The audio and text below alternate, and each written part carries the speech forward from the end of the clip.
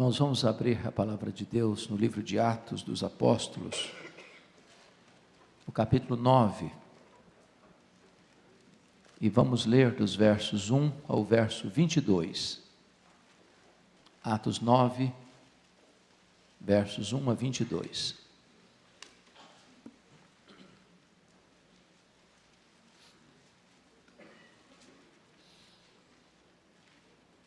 Está escrito: Saulo, respirando ainda ameaças e morte contra os discípulos do Senhor, dirigiu-se ao sumo sacerdote e lhe pediu cartas para as sinagogas de Damasco, a fim de que, caso achasse alguns que eram do caminho, assim homens como mulheres, os levasse presos para Jerusalém. Seguindo ele estrada fora, ao aproximar-se de Damasco, subitamente uma luz do céu brilhou ao seu redor, e caindo por terra, ouviu uma voz que lhe dizia: Saulo, Saulo, por que me persegues? Ele perguntou: Quem és tu, Senhor? E a resposta foi: Eu sou Jesus, a quem tu persegues. Mas levanta-te e entra na cidade, onde te dirão o que te convém fazer. Os seus companheiros de viagem pararam emudecidos, ouvindo a voz, não vendo contudo ninguém. Então se levantou Saulo da terra e, abrindo os olhos, nada podia ver. E guiando-o pela mão, levaram-no para Damasco. Esteve 3 dias sem ver, durante os quais nada comeu, nem bebeu. Ora, havia em Damasco um discípulo chamado Ananias. Disse-lhe o Senhor numa visão: Ananias. Ao que respondeu: Eis-me aqui, Senhor. Então o Senhor lhe ordenou: Dispõe-te, vai à rua que se chama Direita, e entra na casa de Judas, procura por Saulo, apelidado de Tarso, pois ele está orando.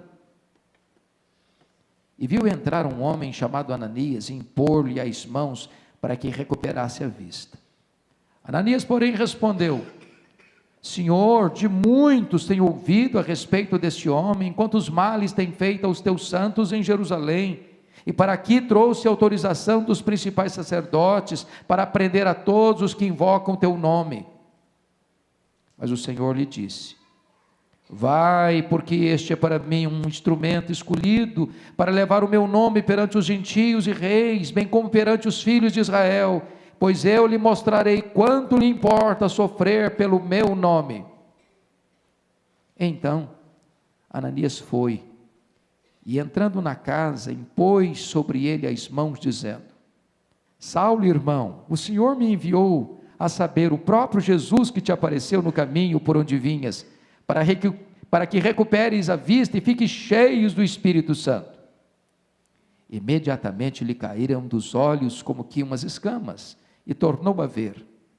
A seguir, levantou-se e foi batizado. Depois de ter se alimentado, sentiu-se fortalecido. Então permaneceu em Damasco alguns dias com os discípulos. E logo pregava nas sinagogas a Jesus, afirmando que este é o Filho de Deus.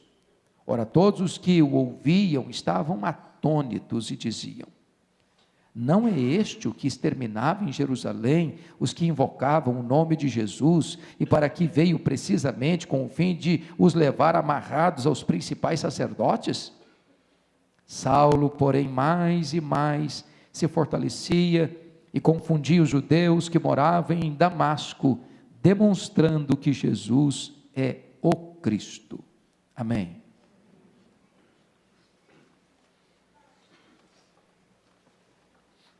Irmãos, eu gostaria de, nesta noite, conversar com vocês sobre a conversão de Paulo. Convencido estou de que esta é a conversão mais importante da história.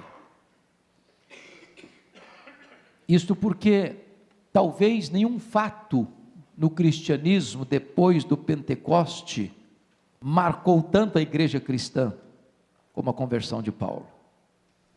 Talvez nenhum homem exerceu tanta influência na história do cristianismo como o apóstolo Paulo. Nenhum homem foi tão notório na história da humanidade do que o apóstolo Paulo.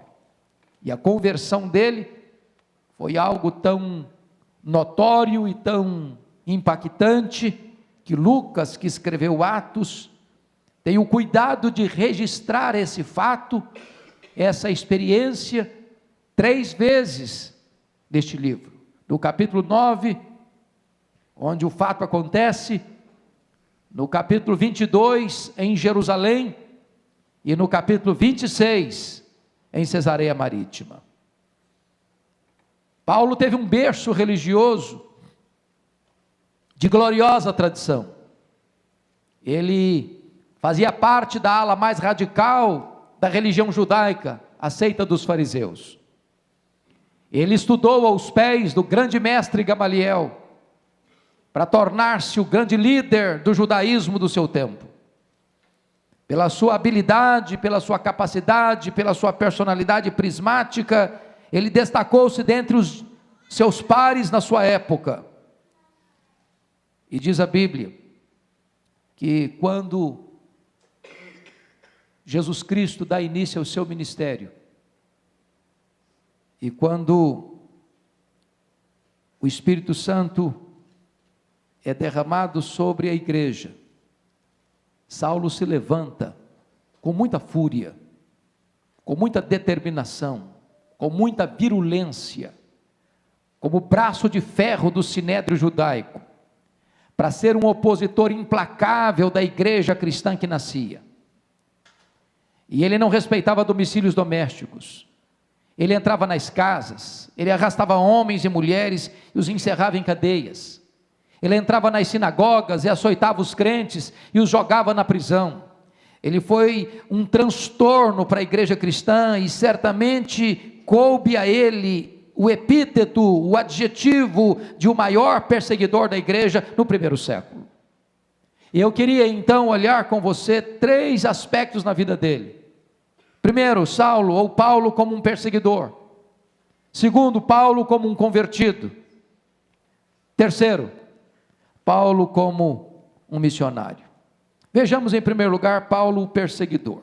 Se você ler atentamente a vida, a biografia deste homem, o Novo Testamento, maiormente o livro de Atos, vai nos apresentar algumas figuras dele. A primeira delas está aí no versículo 1, confira comigo. Saulo, respirando ainda ameaças e morte contra os discípulos do Senhor, dirigiu-se ao sumo sacerdote. A primeira imagem que Lucas tem o cuidado de registrar é que ele era parecido, semelhante a uma fera selvagem, que salta sobre a sua presa para devorá-la. Essa é a ideia do termo respirando ameaças e morte. Esse termo no grego é o mesmo termo usado por uma fera que salta sobre a sua presa para destruí-la, para consumi-la, para devorá-la.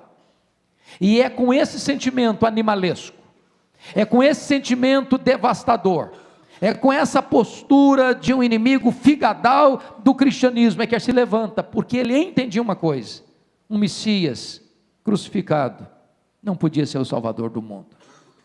Alguém que é pregado na cruz e maldito pelos homens não pode ser o Messias de Deus.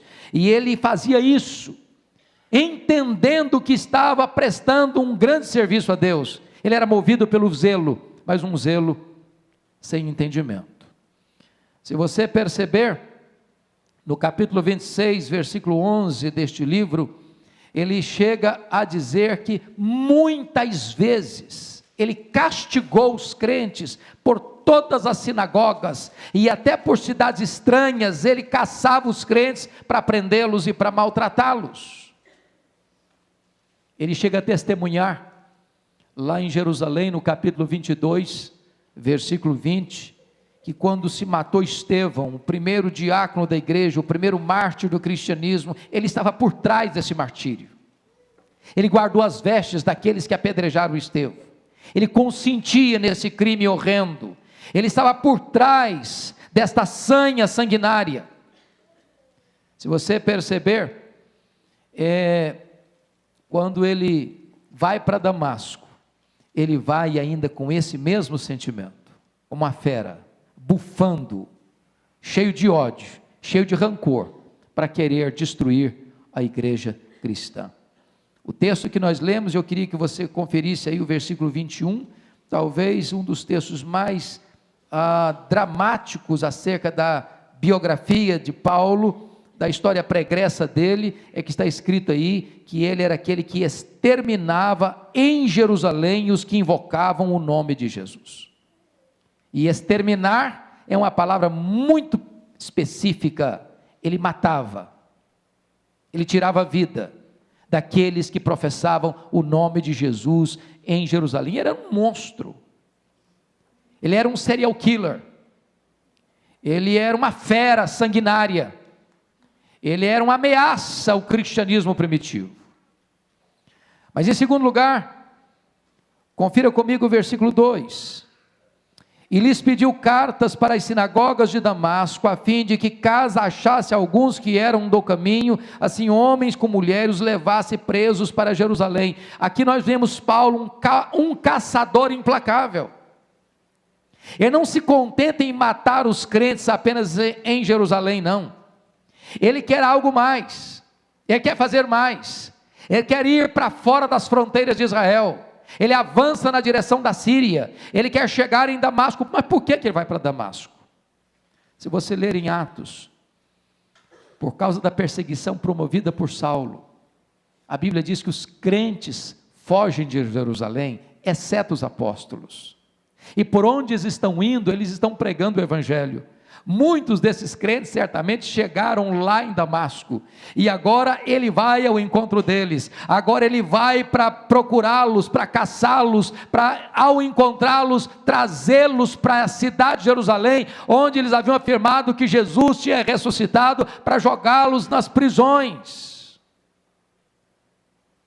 E ele testemunha isso em Atos 22, versículo 5, que ele vai para Damasco para trazê-los para Jerusalém e puni-los,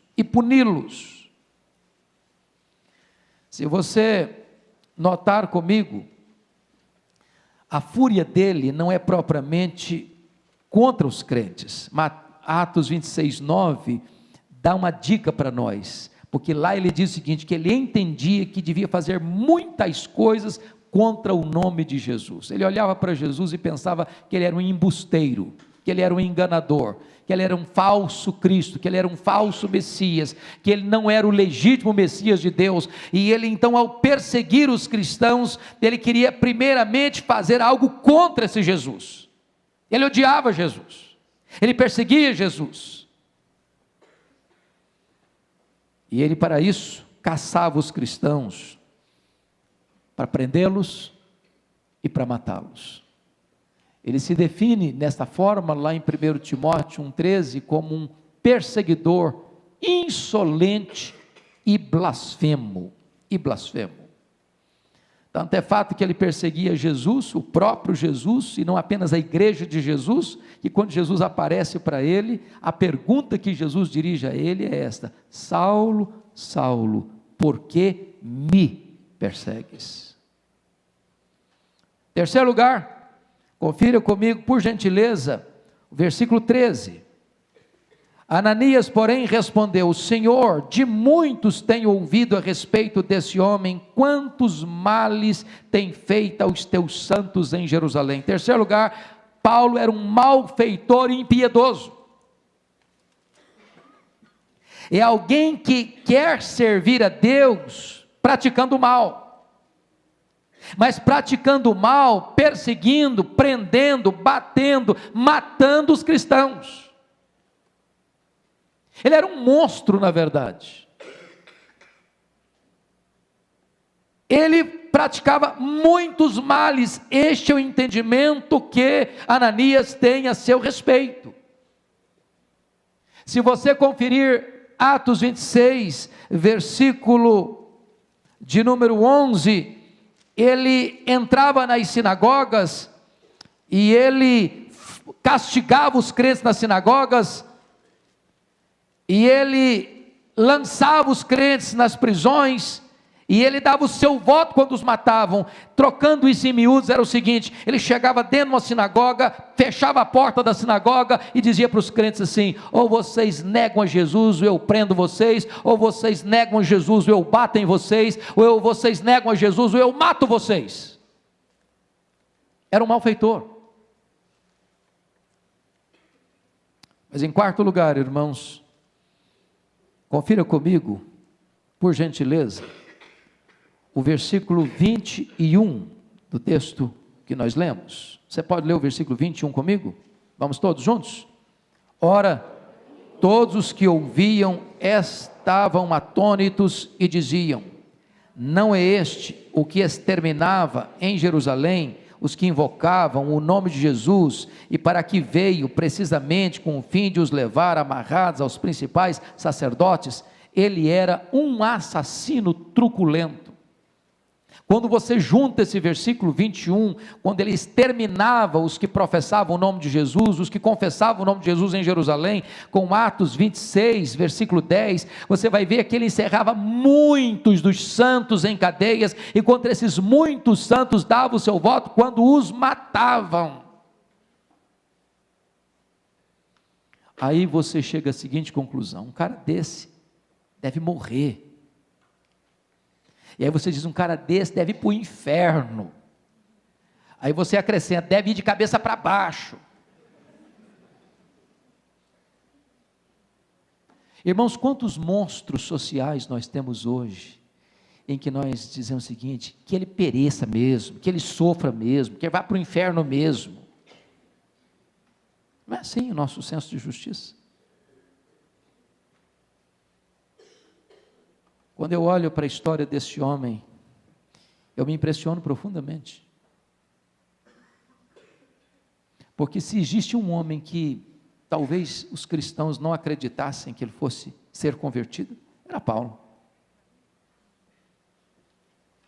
Pensa na sua mente, não fala não, só pense. Pensa na história do mundo aí. Quem é a pessoa que hoje você acha que enquadraria nesse perfil de o pior homem do seu tempo? Mais truculento, mais cruel, mais perverso, mais truculento, mais sanguinário. Você já orou pela conversão dele? Você aguarda a conversão dele? Você acha possível a conversão dele? Você acha que Deus pode fazer um milagre na vida dele? Já pensou naquele camarada da Coreia do Norte?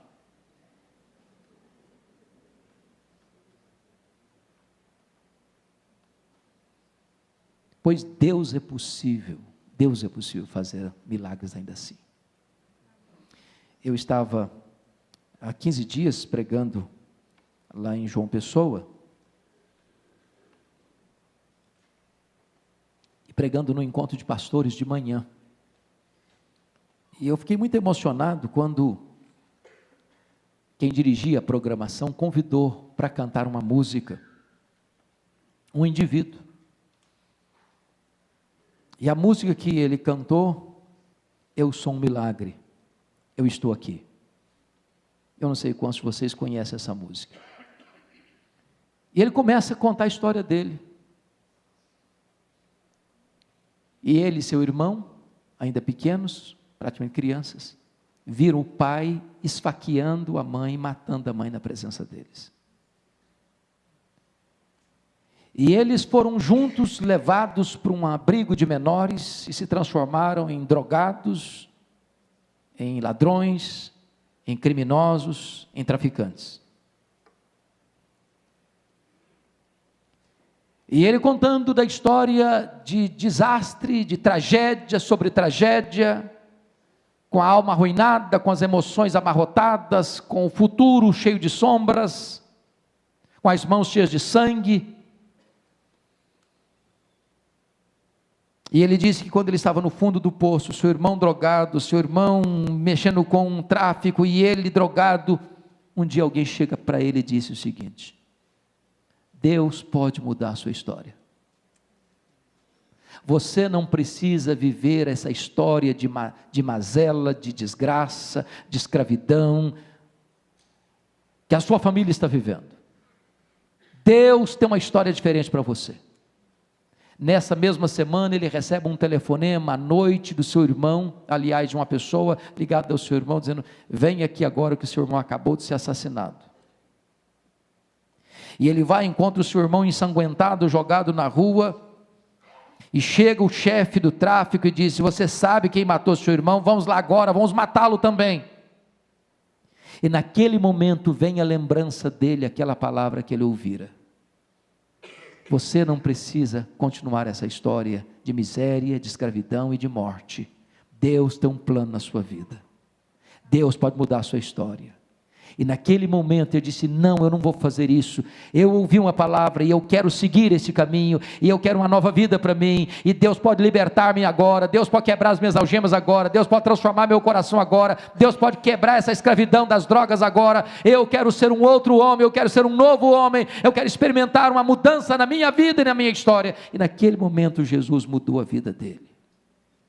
Eu estava diante de um pastor, de um pregador do evangelho, cuja história não apontava para nenhuma esperança, mas pela graça de Deus, uma história de horror e morte, se transforma numa bela história de vida e de salvação.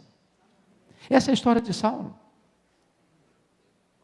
Agora vamos ver como é que foi a conversão dele. E eu destaco aqui alguns pontos para o nosso enlevo. Primeiro, Paulo não se converteu. Paulo foi convertido. Olha o versículo 3 comigo: seguindo ele estrada fora. Mas como é que ele seguia estrada fora? Feliz, cantando louvores a Deus, fazendo orações, ouvindo no headphone uma mensagem gostosa? Como é que ele seguia estrada fora? Respirando ameaças e morte. Ele não estava indo para uma reunião de oração, ele não estava indo para um culto público, ele não estava indo ouvir uma conferência missionária ou evangelística.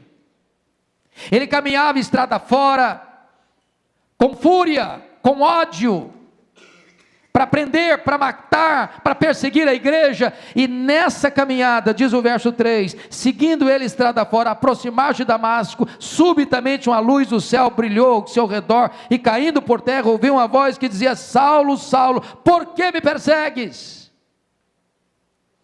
Ele não se converteu, ele foi convertido. A causa da conversão dele foi a soberana graça de Deus. Ele não se decidiu por Cristo, ele estava perseguindo a Cristo. Na verdade, foi Cristo que se decidiu por ele.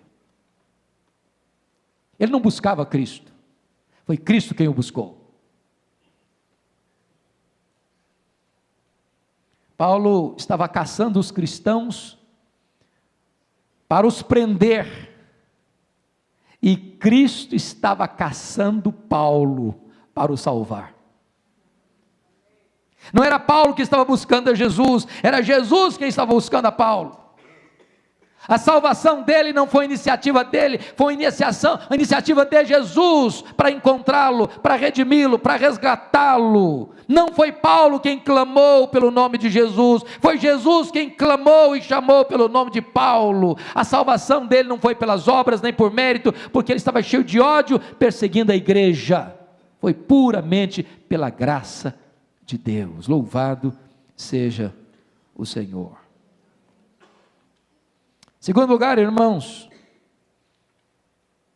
Paulo era um touro bravo, que resistiu os aguilhões. E aqui você chega a uma outra conclusão: se a conversão de Paulo não foi de maneira nenhuma uma conversão, não foi de maneira nenhuma uma conversão repentina, porque quando Jesus aparece para ele, diz: Saulo, Saulo, por que me persegues?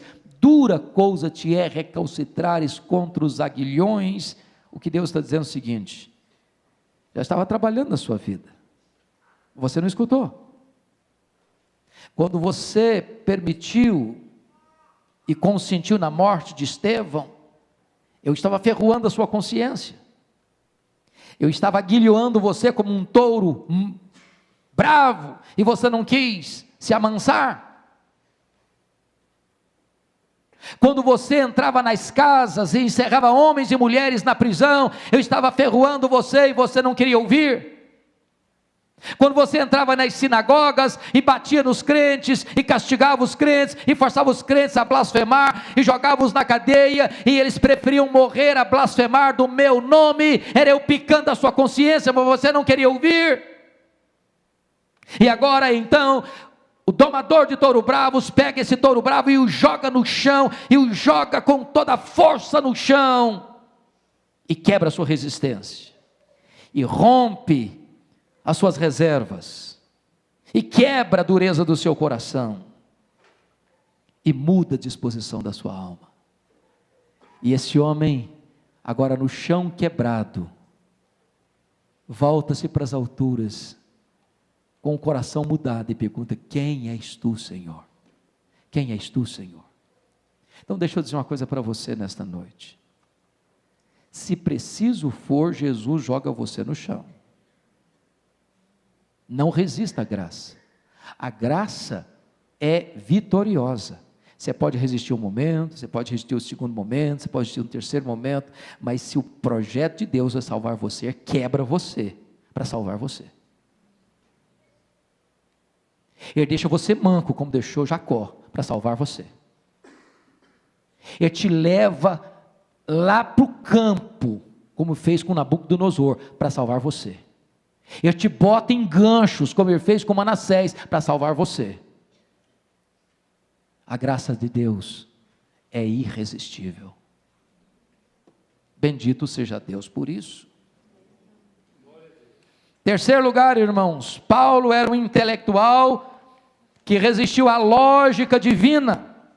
Olha comigo, por favor, versículos 4 a 8. E caindo por terra, ouviu uma voz que lhe dizia: Saulo, Saulo, por que me persegues? E ele perguntou: quem és tu, Senhor? E a resposta foi: eu sou Jesus, a quem tu persegues. Versículo 6, mas levanta-te, entra na cidade, onde te dirão o que te convém fazer. O que significa isso, irmãos? Se a conversão de Paulo não foi repentina, também não foi compulsiva. Preste atenção nisso. Cristo falou com ele, em vez de esmagá-lo.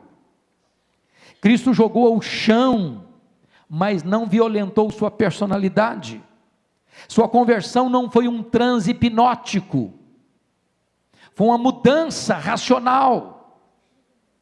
Jesus argumentou com ele, Jesus dialogou com ele, Jesus perguntou a ele, ele respondeu a Jesus, Jesus deu uma ordem para ele. Eu quero dizer para você que Jesus é poderoso para quebrar as resistências do seu coração, mas ele não anula a sua personalidade, ele não anula o seu ser, ele argumenta com você, ele arrazoa com você, ele discute com você, ele dialoga com você, ele não joga fora a sua cabeça, a sua razão, o seu entendimento. Eu acho isso maravilhoso, porque a soberania de Deus não anula a responsabilidade humana. Jesus se revela a ele através de uma luz, Jesus se revela a ele através de uma voz, Jesus se revela a ele através de um poder irresistível. Preste atenção nisso. A graça de Deus não aprisiona você, quem aprisiona você é o pecado. A graça de Deus captura você para libertar você. Quarto lugar, Paulo, um homem completamente transformado, e eu quero chamar sua atenção para alguns pontos. Primeiro, uma gloriosa manifestação de Jesus. Se você ver aqui no texto, 3 coisas acontecem nessa manifestação de Jesus. A primeira delas está aí no versículo 6, olha aí.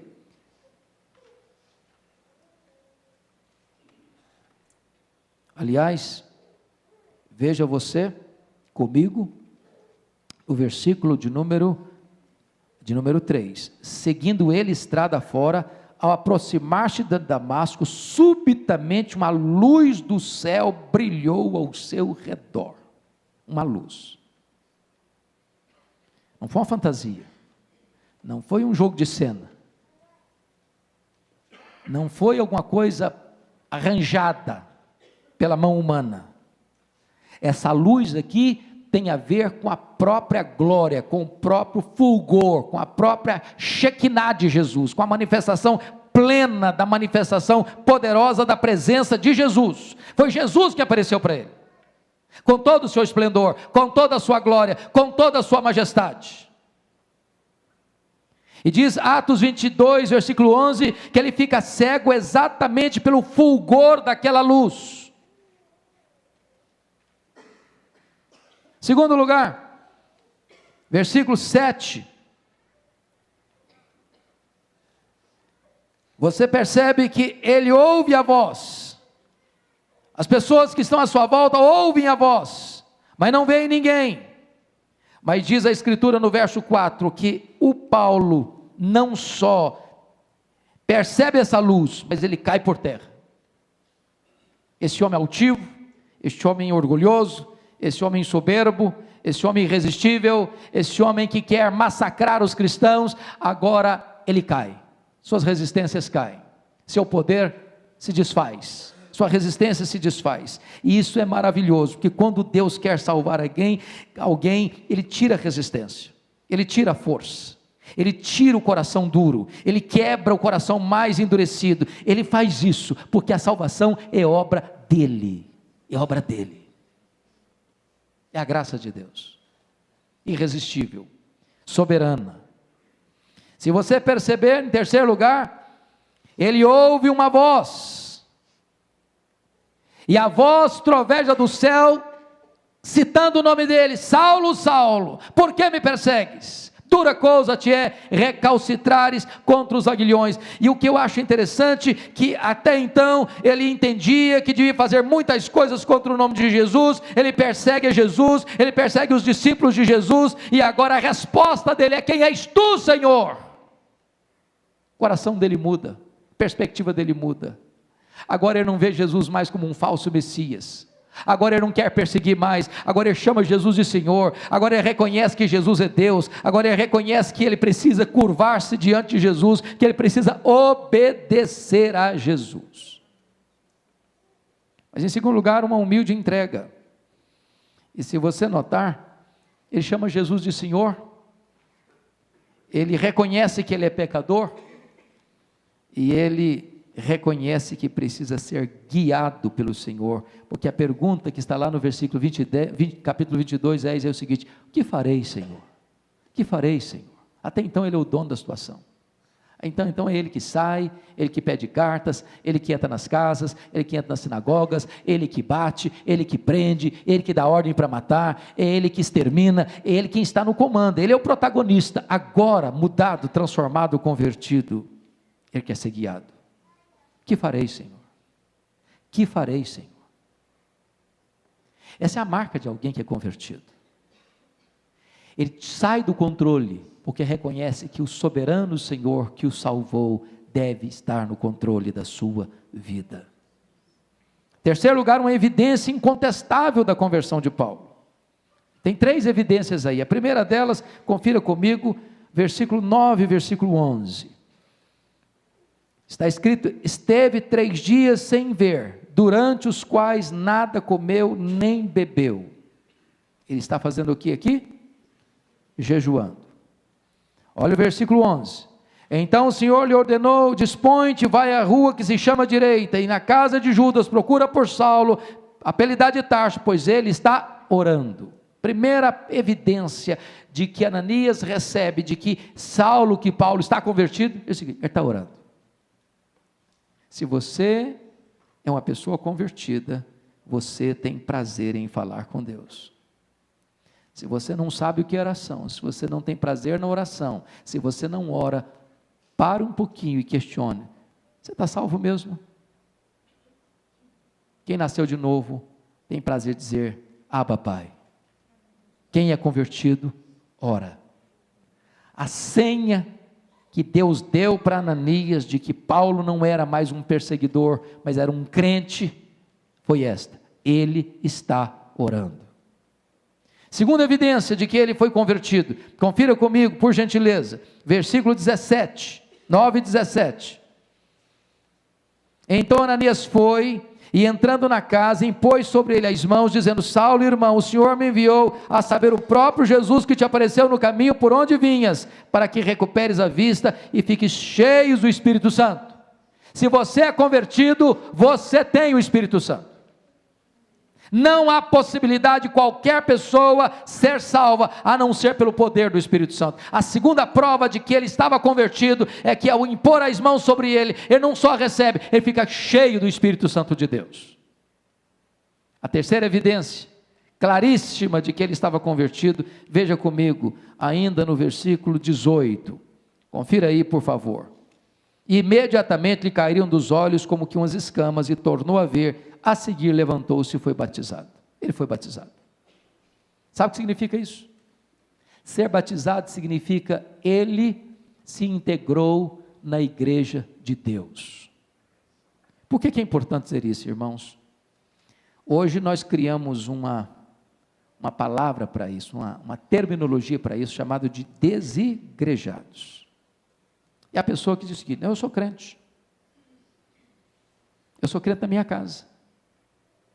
Eu participo de todos os cultos na televisão. Eu ouço todos os pregadores que eu quero no YouTube. Eu sou crente, mas eu não quero igreja. Eu sou crente, mas não preciso de igreja. Eu sou crente do meu jeito. Preste atenção nisso. Não é o batismo que salva, mas toda pessoa salva precisa ser batizada. Não tem ovelha sem rebanho. Uma brasa fora do braseiro se apaga. Se você veio aqui nesta noite, e você diz: eu sou crente, eu já recebi Cristo como meu Salvador, Jesus já mudou a minha vida, você precisa de igreja, você precisa ser batizado, você precisa fazer sua profissão de fé, você precisa se integrar na igreja, você precisa fazer parte da comunidade de Deus, a igreja de Deus.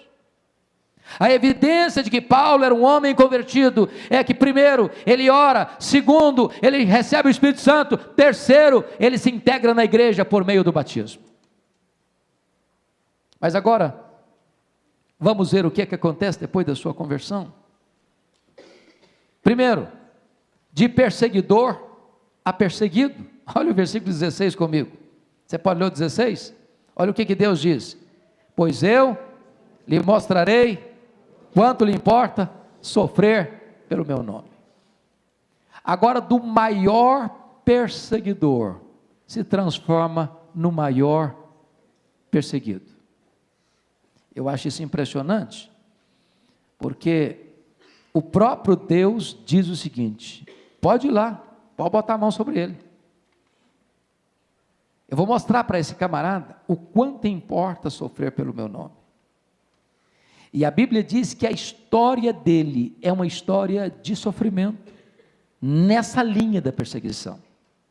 Ele é perseguido já aqui em Damasco, ele é rejeitado em Jerusalém, ele fica 10 anos esquecido em Tarso, ele vai para a primeira viagem missionária, ele enfrenta uma doença, possivelmente na região pantanosa e alagadiça de Perge da Panfilha.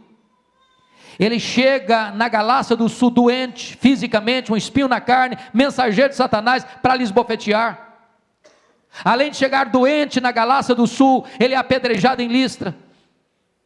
Quando ele vai para a segunda viagem missionária, ele planeja ir para a Ásia, e diz: não é para a Ásia que você vai, o Espírito Santo, você vai entrar para outro campo, não é lá que você vai, eu quero você em outro lugar. E ele escuta a voz de um varão macedônio, diz: passa a Macedônia e ajuda-nos. E ele entra em Filipos, colônia romana, e ali ele é preso, ele é açoitado em praça pública. Ele sai dali e vai para Tessalônica, capital da Macedônia, e chega ali, ele é escorraçado da cidade como um bandido. Ele foge dali para outra cidade, e ali, em Bereia, ele é escorraçado. Ele sai corrido de Bereia, sem poder trazer os seus companheiros com ele, Timóteo e Silas, e ele chega em Atenas, ele é chamado de tagarela. Ele sai dali para Corinto e enfrenta uma oposição e uma hostilidade terrível, e pensam que ele é um impostor. Ele vai para Éfeso, e na capital da Ásia Menor, e ele enfrenta feras. Ele vai para Jerusalém, ele é preso. Ele fica em Cesareia 2 anos e é acusado injustamente. Deus o quer em Roma e ele enfrenta um naufrágio. Ele chega depois de como um náufrago lá na ilha de Malta. Ele é picado por uma cobra. Ele chega em Roma preso, ele chega algemado. Por onde esse homem anda, tem perseguição. Onde ele chega, tem problema. Ele enfrenta cadeia, ele enfrenta naufrágio, ele enfrenta açoite, ele enfrenta apedrejamento. Para todo lado que ele vai, a perseguição o acompanha. Mas ele olha o cenário todo e diz o seguinte: tudo isso que está me acontecendo contribui para o progresso do Evangelho. E os sofrimentos sempre presentes não são para comparar com as glórias por vir a serem reveladas em nós. Só o Evangelho faz isso, irmãos. Só o Evangelho transforma um homem dessa forma. Segunda coisa, notem comigo. De agente de morte, empregador do Evangelho da vida. Confira comigo aí os versos 20 a 22. Você pode ler esses 3 versos comigo, por favor? Vamos juntos? E logo pregava nas sinagogas a Jesus, afirmando que este é o Filho de Deus. Ora, todos os que ouviam estavam atônitos e diziam: não é este o que exterminava em Jerusalém os que invocavam o nome de Jesus, e para aqui veio precisamente com o fim de levar amarrados aos principais sacerdotes? Saulo, porém, mais e mais se fortalecia, confundindo os judeus que moravam em Damasco, demonstrando que Jesus é o Cristo. Louvado seja o Senhor. O maior perseguidor, para mim isso é uma das coisas mais lindas do Evangelho. Deus é capaz, na sua graça, de transformar aquele que foi um transtorno, no mais abençoado missionário da história da igreja. Você já pensou num negócio desse? Pensa na pessoa mais perversa que você conhece. De repente se levanta, Deus converte, enche do Espírito Santo, começa a usar de uma forma poderosa. E a partir daqui Paulo prega a tempo e a fora de tempo. A partir daqui Paulo prega com saúde ou com doença. A partir daqui Paulo prega com liberdade ou preso em cadeias. A partir daqui Paulo prega na sinagoga, ele prega no templo, ele prega nos salões das autoridades romanas, ele prega nas universidades da época, ele prega em praça pública, ele prega na praia, ele prega para todo lado que ele pode, ele prega, dentro do navio, ele prega, ele não pode parar de pregar. Ele diz: ai de mim se eu não pregar, eu sou devedor, eu estou pronto para pregar. Louvado seja Deus, porque ele se transforma de um agente de morte num pregador do Evangelho. Como é que ele prega? Com urgência. Como é que ele prega? Com lágrimas nos olhos. Como é que ele prega? No poder do Espírito Santo de Deus. Terceiro lugar, de devastador da igreja, implantador de igrejas. Meus irmãos queridos, olha comigo por favor, versículo 15. Mas o Senhor lhe disse: vai, porque este é para mim um instrumento escolhido para levar o meu nome perante os gentios e reis, bem como perante os filhos de Israel.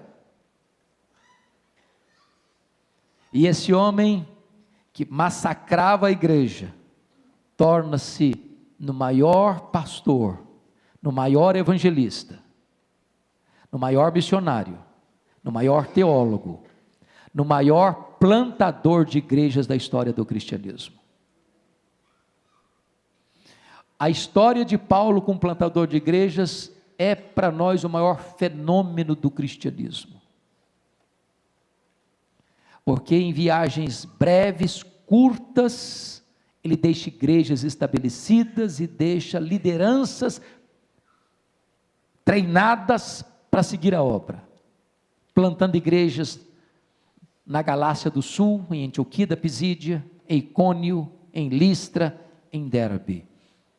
Vai para a segunda viagem missionária e deixa igrejas estabelecidas em Filipos, em Tessalônica, em Bereia, passa por Atenas e prega, planta igrejas em Corinto, planta igrejas na cidade de Éfeso, a capital da Ásia Menor, e nos 3 anos que fica ali, planta igreja em toda a micro-região, como Esmirna, como Pérgamo, como Tiatira, como Sardes, como Laodiceia, como Hierápolis, e deixa também a sua influência para plantar-se a igreja em Colossos. Por onde esse homem passa, ele vai semeando igrejas. Ele que perseguiu a igreja, agora se transforma no maior plantador de igrejas da história do cristianismo. Louvado seja o Senhor. Quando ele termina seu testemunho pessoal, na sua carta mais pessoal, segundo aos Coríntios, lá no capítulo 11, verso 28, ele diz assim: pesa sobre mim a preocupação com todas as igrejas. Mas finalmente, irmãos, 4º lugar, de recebedor de cartas para prender e matar, em escritor de cartas para abençoar. Olha comigo o versículo 2. Ele lhes pediu cartas para as sinagogas de Damasco, a fim de que, caso achasse alguns que eram do caminho, assim homens como mulheres, os levasse presos para Jerusalém. Ele precisava de cartas para entrar nas casas, para entrar nas sinagogas, para prender os crentes, para manietá-los, para açoitá-los, para forçá-los a blasfemar, para dar o seu voto para matá-los.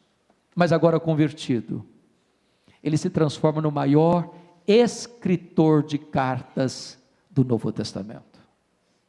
Escreve Romanos, 1 Coríntios, 2 Coríntios, Gálatas, Efésios, Filipenses, Colossenses, 1 Tessalonicenses, 2 Tessalonicenses, 1 Timóteo, 2 Timóteo, Tito, Filemão, cartas que têm abençoado o mundo. Talvez nenhum homem na história da literatura mundial, certamente, teve tanto impacto com aquilo que escreveu na história dos homens, como as cartas que o apóstolo Paulo escreveu. Evidência clara de uma transformação radical operada em sua vida pelo poder do Espírito Santo de Deus. E eu quero aqui terminar fazendo 4 breves aplicações. Primeiro, nunca desista da conversão de uma pessoa. Talvez você tenha na sua família alguém complicado, alguém duro de coração, como eu tenho na minha. E às vezes a gente fica pensando: meu Deus, até quando que essas pessoas vão continuar resistindo aos aguilhões? Você fala, você insiste, você fala de novo, e a pessoa permanece dura. Ou talvez alguém que você conhece: meu Deus, essa pessoa está vivendo uma vida tão desregrada, ou com o coração tão rebelde, com a cabeça tão virada. E eu quero dizer para você que se Jesus converteu Saulo de Tarso em Paulo, ministro do Evangelho, não há pessoa difícil demais para a graça de Deus transformar. Segunda aplicação que eu gostaria que você pensasse comigo: se preciso for, Jesus pode jogar a pessoa mais difícil que está aqui dentro hoje, ou fora daqui, no chão, para salvar a sua vida. Ele feriu Jacó. Ele deixou Nabucodonosor como um bicho, lá no campo. Ele mandou botar Manassés em ganchos. Ele jogou Paulo no chão. Ele pode fazer algo radical na sua vida, para não perder você. Não resista à voz do Espírito de Deus. Terceira aplicação: aquele que hoje é o maior problema, amanhã pode ser a maior bênção. Talvez você olhe para a sua família e chore, se entristeça, se angustie, porque alguém que tem trazido dor, lágrimas, sofrimento para sua casa, para sua família, e de repente essa pessoa que hoje é o maior problema da sua casa, da sua família, da sua história, pode ser transformada por Deus e ser levantada por Deus para ser a maior bênção, não só na sua família, mas na história da nossa nação e do mundo.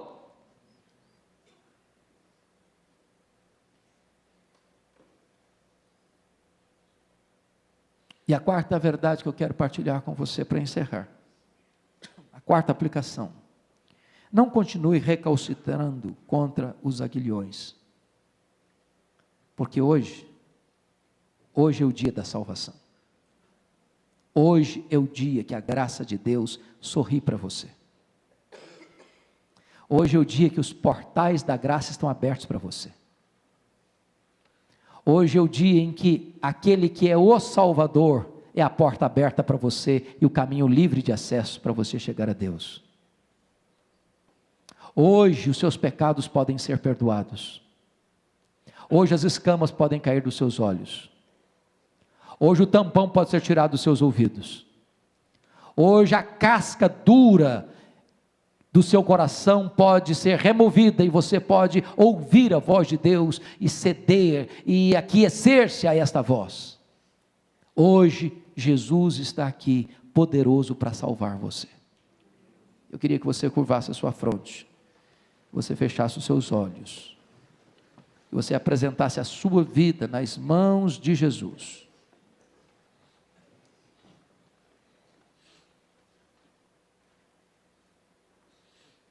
Eu gostaria também que você aqui se lembrasse de alguém da sua família, que ainda não está salvo, alguém que você ama, que você anseia e espera ver a conversão dela, que você apresentasse essa causa diante de Deus, que você assumisse também um compromisso de pedir a Deus oportunidade para falar especificamente, objetivamente para ela da graça de Deus, e de você não desistir de ver um milagre de Deus, seja na sua vida, seja na vida de alguém que você anseia ardentemente ver a conversão dessa pessoa.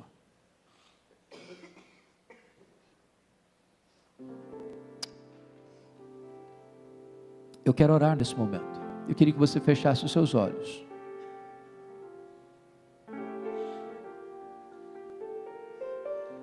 E a primeira oração que eu vou fazer é para uma entrega sua, pessoal, a Jesus Cristo. Senhor, nós ouvimos a Tua palavra nesta noite, e ela registra para nós este milagre estupendo, extraordinário, da conversão de Paulo. Alguém que massacrava a igreja, que torturava os crentes, que tinha as mãos manchadas de sangue, e como Jesus mudou a vida dele, e como as reservas caíram por terra, as resistências foram quebradas, a cerviz dura se curvou diante do Rei da Glória, e ele foi salvo, e ele foi curado daquela cegueira, e ele foi cheio do Espírito Santo, e ele foi batizado, e ele foi capacitado, e ele foi instrumentalizado nas tuas mãos para ser uma bênção para a história e para o mundo. Deus, se há alguém aqui nesta noite que ainda não se rendeu, que ainda não se curvou, que ainda não reconheceu Jesus Cristo como Senhor absoluto da sua vida, quebra as durezas, as reservas, as resistências, e converta esse coração nesta noite para a glória do teu nome. Manifesta o teu poder salvador nesta casa, nesta noite, Senhor, para a glória do teu nome. E aqueles a quem tu salvares, meu Deus, se aprouver a ti, levanta-os para serem poderosamente usados também nas tuas mãos. Nós entregamos esta causa no teu altar e oramos assim, em nome de Jesus. Amém. Enquanto você, com a cabeça curvada em oração, está meditando, eu gostaria de saber se hoje você pessoalmente quer colocar a sua vida nas mãos desse Jesus. Se você anseia isso, onde você está, levante a sua mão. Eu quero dar graças a Deus pela sua vida. Graças a Deus, graças a Deus, graças a Deus, graças a Deus. Mais alguém aqui? Graças a Deus. Mais alguém? Aqui alguém? Graças a Deus. Na galeria alguém? Graças a Deus. Mais alguém? Graças a Deus. Mais alguém? Graças a Deus. Eu quero agora fazer um segundo desafio. Quem hoje aqui tem alguém na sua família que precisa de salvação, que tem resistido à voz do Espírito, e você hoje quer dizer: meu Deus, me dá uma oportunidade para falar, para testemunhar, para mandar uma mensagem, para mandar um livro, para mandar uma Bíblia, para fazer um telefonema, para manifestar a graça do Senhor Jesus Cristo a esta pessoa. Quem gostaria hoje de colocar-se nas mãos de Deus para fazer isso? Levante uma das suas mãos. Louvado seja o Senhor. E eu estou com a minha mão levantada, porque eu quero fazer isso. Bendito seja Deus. Vamos ficar todos em pé, queridos. Pastor Arival vai orar por nós, pedindo que Deus nos dê graça para falar de Jesus para essas pessoas, e não abrir mão da salvação delas. Senhor Deus, olha para nós aqui, Pai. Nós queremos nos colocar em Tuas mãos para pregar esse Evangelho àquelas pessoas que nós amamos, pessoas que estão no nosso círculo de relacionamento e que precisam de conversão, Pai. Eu quero de uma forma especial nessa noite colocar diante de Ti a vida daquele deputado Jean Williams. Muda a vida daquele rapaz, transforma aquela vida.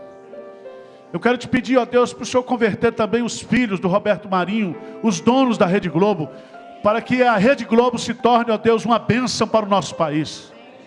Eu quero colocar nas Tuas mãos, ó Deus, a vida de todos aqueles que estão envolvidos na Lava Jato, para que o Senhor possa produzir arrependimento, quebrantamento, salvação na vida dessas pessoas, Pai. Deus, olha para nós aqui nessa manhã, nessa noite. Tu és o Deus de todo poder. Tu és o Deus que pode mudar qualquer coração, transformar qualquer vida, Senhor. Ajuda-nos a ser pregadores, intercessores, fiéis à Tua palavra. Abençoe cada um que está aqui.